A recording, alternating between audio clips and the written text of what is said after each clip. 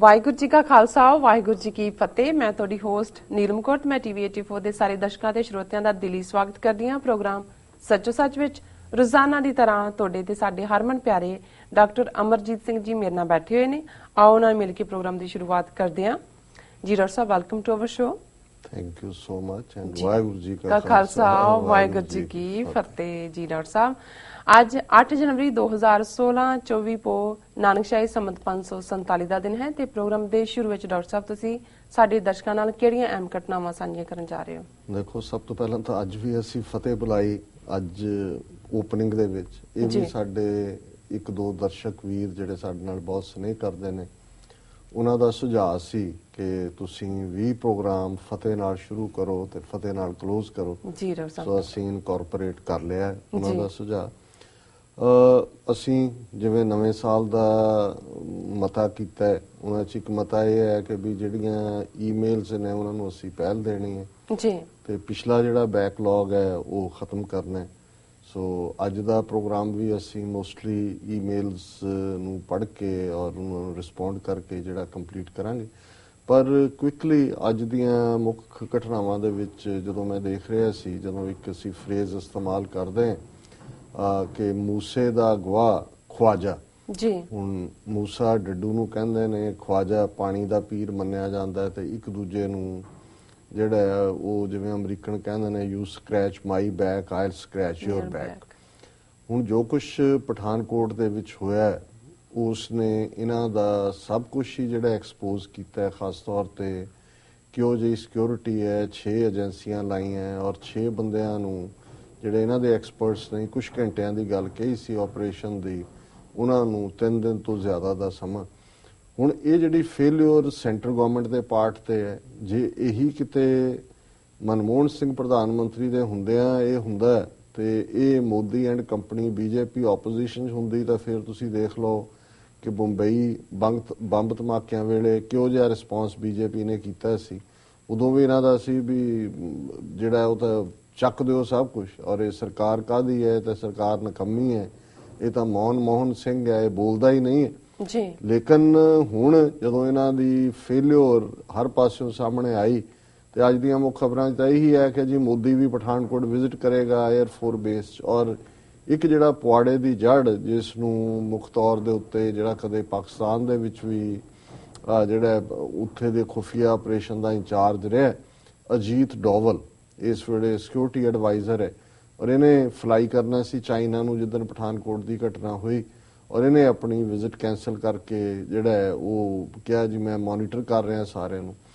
ਹੁਣ ਇਹਦੇ ਬਾਵਜੂਦ ਕਿ ਮੀਡੀਆ ਦੇ ਵਿੱਚ ਵੀ ਔਰ ਵੈਸੇ ਵੀ ਕਿੰਨੀਆਂ ਘਟਨਾਵਾਂ ਸਾਹਮਣੇ ਆ ਰਹੀਆਂ ਨੇ, ਜਿਹੜਾ ਸਿਕਿਉਰਿਟੀ ਲੈਪਸ ਹੈ ਜੀ, ਪੰਜਾਬ ਪੁਲਿਸ ਦੇ ਪਾਰਟ ਤੇ ਪੰਜਾਬ ਪੁਲਿਸ ਦਾ ਐਸਪੀ ਕਿੱਥੇ ਪੋਸਟਡ, ਉਹਦੀ ਟ੍ਰਾਂਸਫਰ ਹੋਈ, ਕਿੱਥੇ ਉਹ ਜਾ ਰਿਹਾ ਹੈ, ਉਹਦੇ ਖਿਲਾਫ ਹੁਣ ਇੱਕ ਬੀਬੀ ਤੇ ਉਹਦਾ ਬੇਟਾ ਜਿਹੜਾ ਉਹਨਾਂ ਨੇ ਪ੍ਰੈਸ ਕਾਨਫਰੰਸ ਕਰਕੇ ਕਿਹਾ, ਉਹਨੇ ਕਿਹਾ ਜੀ ਮੇਰੇ ਨਾਲ ਇਹਨੇ ਧੋਖਾ ਕੀਤਾ ਹੈ, ਇਹਦਾ ਮੇਰੇ ਨਾਲ ਵਿਆਹ ਹੋਇਆ ਸੀ, ਇਹ ਮੁੰਡਾ ਤਾਂ ਇਹਦੇ ਚੋਂ ਹੈ।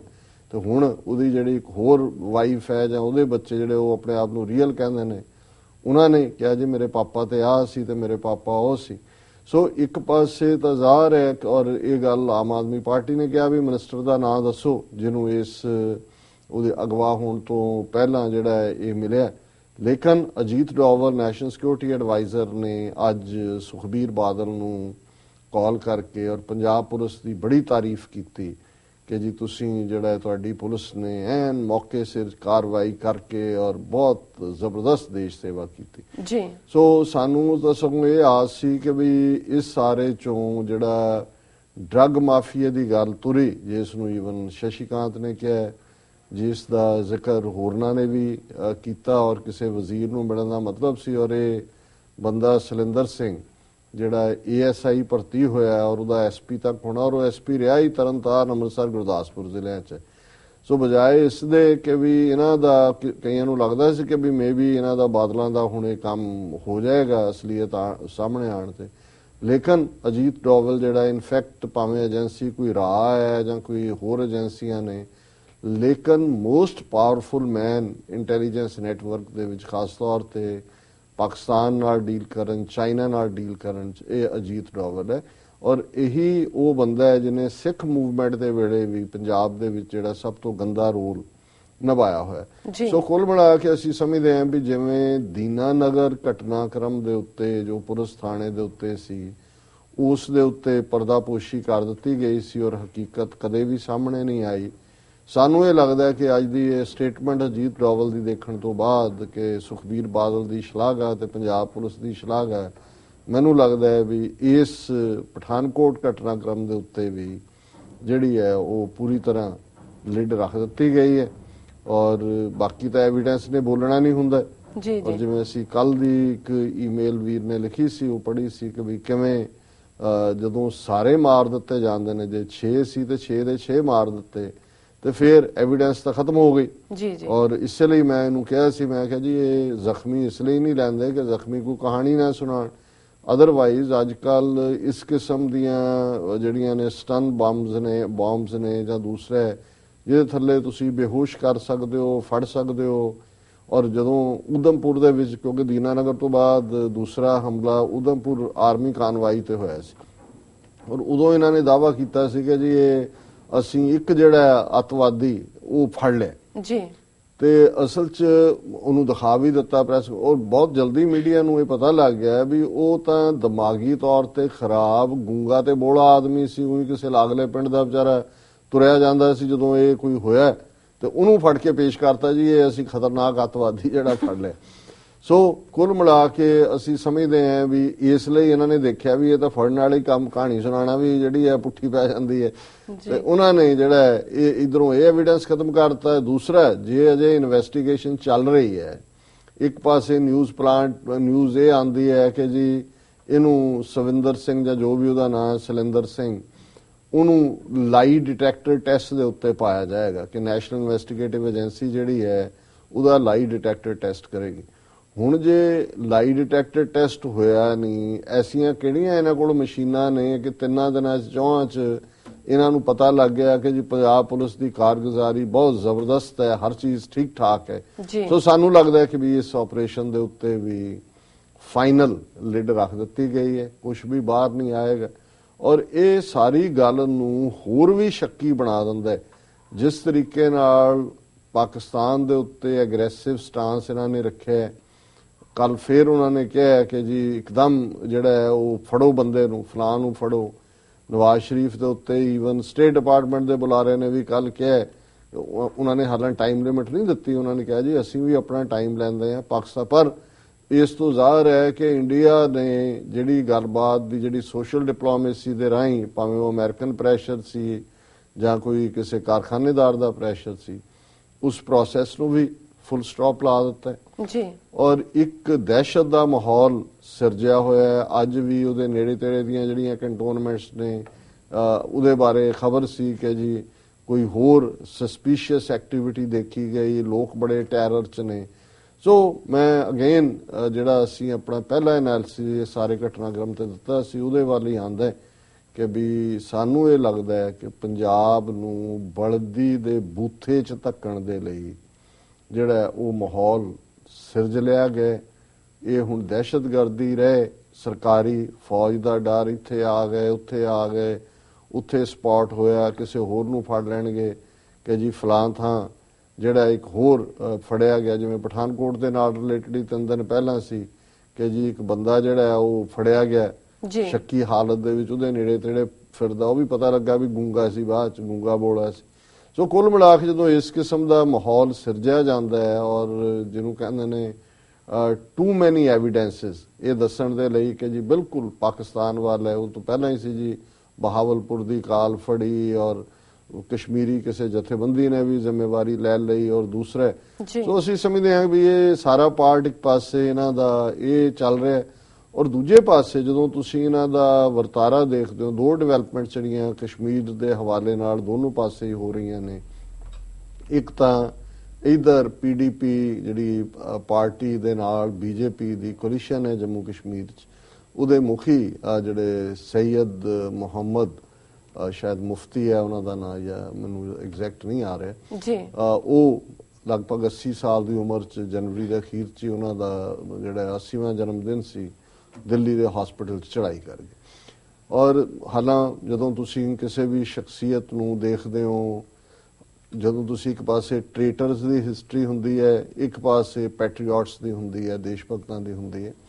ਔਰ ਜਦੋਂ ਮੈਂ ਦੇਖ ਰਿਹਾ ਸੀ ਵੀ ਇਸ ਵੇਲੇ ਜਿੰਨੀਆਂ ਤਾਰੀਫਾਂ ਸੈਯਦ ਮੁਹੰਮਦ ਮੁਫਤੀ ਦੀਆਂ ਮੋਦੀ ਨੇ ਕੀਤੀਆਂ, ਜਿੰਨੀਆਂ ਰਾਜਨਾਥ ਸਿੰਘ ਨੇ ਕੀਤੀਆਂ, ਬੀਜੇਪੀ ਸਟੇਟਸਮੈਨ ਸੀ, ਨਫ਼ਰਤ ਤੋਂ ਦੂਰ ਭਾਰਤ ਦੇ ਨਾਲ, ਔਰ ਉਹਨੇ ਉਸ ਬਿਟਰਨੈਸ ਨੂੰ ਘਟਾਇਆ। ਔਰ ਦੂਸਰਾ ਤੇ ਮੈਨੂੰ ਫਿਰ ਅੰਬੇਦਕਰ ਦੀ ਗੱਲ ਯਾਦ ਆ ਰਹੀ ਸੀ ਕਿ ਵੀ ਜਦੋਂ ਅੰਬੇਦਕਰ ਕਹਿੰਦਾ ਵੀ ਜਿੱਥੇ ਬਹੁ ਗਿਣਤੀ ਵਾਲੇ ਖੁਸ਼ ਹੋਣ ਤੇ ਸਮਝੋ ਵੀ ਘੱਟ ਗਿਣਤੀਆਂ ਦਾ ਬੇੜਾ ਗਰਕ ਹੋ ਰਿਹਾ ਜੀ, ਤੇ ਜੇ ਉਹ ਅਪਸੈਟ ਹੋਣ ਤੇ ਸਮਝੋ ਉਹਨਾਂ ਦਾ ਕੋਈ ਭਲਾ ਹੋ ਰਿਹਾ। ਸੋ ਜਿਸ ਦੀ ਇਹ ਤਾਰੀਫ ਕਰ ਰਹੇ ਹੋਣ ਬੀਜੇਪੀ ਔਰ ਇਹ, ਹਾਲਾਂਕਿ ਜੋ ਚਲਾ ਗਿਆ ਸੋ ਚਲਾ ਗਿਆ, ਉਹਨਾਂ ਦੀ ਜਿਹੜੀ ਬੇਟੀ ਹੈ, ਔਰ ਮੈਨੂੰ ਯਾਦ ਹੈ ਕਿ ਇੱਕੋ ਇੱਕ ਹੁਣ ਤੱਕ ਭਾਰਤ ਦਾ ਹੋਮ ਮਿਨਿਸਟਰ ਰਿਹਾ ਇਹ ਸੈਯਦ ਮੁਹੰਮਦ ਮੁਫਤੀ 1980 ਚ। ਔਰ ਇਹ ਉਹ ਪੀਰੀਅਡ ਸੀ ਜਦੋਂ ਕਿ ਇਹ ਸੈਯਦ ਮੁਹੰਮਦ ਮੁਫਤੀ ਦੀ ਬੇਟੀ ਜਿਹਦਾ ਨਾਂ ਰੁਬਈਆ ਸੀ, ਰੁਬਈਆ ਮੁਫਤੀ ਜੀ, ਉਹਨੂੰ ਅਗਵਾ ਕਰ ਲਿਆ ਗਿਆ ਸੀ। JKLF Jammu Kashmir liberation front ਨਾਂ ਦੀ ਉਹਨਾਂ ਦੀ ਮਿਲੀਟੈਂਟ ਆਰਗੇਨਾਈਜੇਸ਼ਨ ਹੈ ਕਸ਼ਮੀਰੀਆਂ ਦੀ। ਔਰ ਉਹਨਾਂ ਨੇ ਸ਼ਰਤ ਰੱਖੀ ਸੀ ਕਿ ਵੀ ਆਹ 6 ਜੁਝਾਰੂ ਜਿਹੜੇ ਨੇ ਉਹਨਾਂ ਨੇ ਕਸ਼ਮੀਰੀ, ਇਹਨਾਂ ਨੂੰ ਛੱਡਿਆ ਜਾਏ, ਨਹੀਂ ਤਾਂ ਅਸੀਂ ਇਹਨੂੰ ਮਾਰ ਦਿਆਂਗੇ। ਔਰ ਉਸ ਵੇਲੇ ਇਹਦੇ ਬਾਵਜੂਦ ਕਿ ਕੋਈ ਇਹ ਹਕੂਮਤ ਅੱਜ ਕਹਿਣ ਕਿ ਜੀ ਅਸੀਂ ਕਦੇ ਘਬਰਾਏ ਨਹੀਂ, ਡਰੇ ਨਹੀਂ, ਸਾਹਮਣੇ ਆ ਵੀ ਜਸਵੰਤ ਸਿੰਘ ਫੋਰਨ ਮਿਨਿਸਟਰ ਜਿਹੜਾ ਜਦੋਂ ਜਹਾਜ਼ ਅਗਵਾ ਹੋਇਆ ਤੇ ਛੱਡਣ ਗਿਆ ਕੰਧਾਰ, ਉਸ ਵੇਲੇ ਵੀ ਇਹਨੂੰ ਬੀਬੀ ਰੁਬਈਆ ਨੂੰ ਛਡਾਉਣ ਦੇ ਲਈ ਜਿਹੜਾ 6 ਜਿਹੜੇ ਉਹਨਾਂ ਦੇ ਜੁਝਾਰੂ ਨੇ ਉਹਨਾਂ ਨੇ ਛੱਡ ਦਿੱਤੇ ਸੀ। ਸੋ ਇੱਕ ਲੈਗੇਸੀ ਤਾਂ ਇਸ ਲੈਵਲ ਦੀ ਹੈ। ਹੁਣ ਜੇ ਉਸ ਤੋਂ ਵੀ ਪਿਛੋਕੜ ਚ ਜਾ, ਔਰ ਇਹ ਦੱਸਦਾ ਵੀ ਇਹ ਜਿਹੜੀ ਇੰਡੀਅਨ ਸਟੇਟ ਆਪਣਿਆਂ ਦੇ ਨਾਲ ਡੀਲ ਕਰਨ ਲਈ ਸਿੱਖ ਪੋਲੀਟੀਕਲ ਪ੍ਰਿਜ਼ਨਰ 25-25 ਸਾਲ ਪੂਰੇ ਕਰ ਲਏ ਨੇ, ਉਹਨਾਂ ਪ੍ਰਤੀ ਇਹਨਾਂ ਦਾ ਕੀ ਰਵੱਈਆ ਹੈ। ਪਰ ਇਹਨਾਂ ਨੇ ਇਹ ਗੱਲ on ਰੈਕਰਡ home minister the daughter ਨੂੰ ਜਿਹੜਾ ਛਡਾਉਣ ਦੇ ਲਈ ਉਹਨਾਂ ਨੇ ਉਹ ਜਿਨ੍ਹਾਂ ਦੇ ਉੱਤੇ ਸੰਗੀਨ ਜ਼ੁਰਮ ਸਨ ਉਹਨਾਂ ਨੂੰ ਛੱਡਿਆ ਸੀ। ਫਿਰ ਸੈਯਦ ਮੁਹੰਮਦ ਮੁਫਤੀ ਦਾ ਕੈਰੀਅਰ ਹੀ 1950 ਦੇ ਵਿੱਚ GM ਸਾਦਕ, ਜਿਸ ਨੂੰ ਸ਼ੇਖ ਅਬਦੁੱਲੇ ਦੇ ਬਰਾਬਰ ਖੜਾ ਕਰਕੇ ਏਜੰਸੀਆਂ ਨੇ ਕਸ਼ਮੀਰ ਦੇ ਵਿੱਚ ਉਹਨਾਂ ਨੇ ਹਮੇਸ਼ਾ ਹੀ ਇੱਕ ਪੈਰਲਲ ਰੱਖੇ ਨੇ ਜਿਹੜੇ ਕਿ ਲੋਕਾਂ ਦੇ ਨਾਲ ਸਹਿਮਤ ਨਹੀਂ ਹੁੰਦੇ।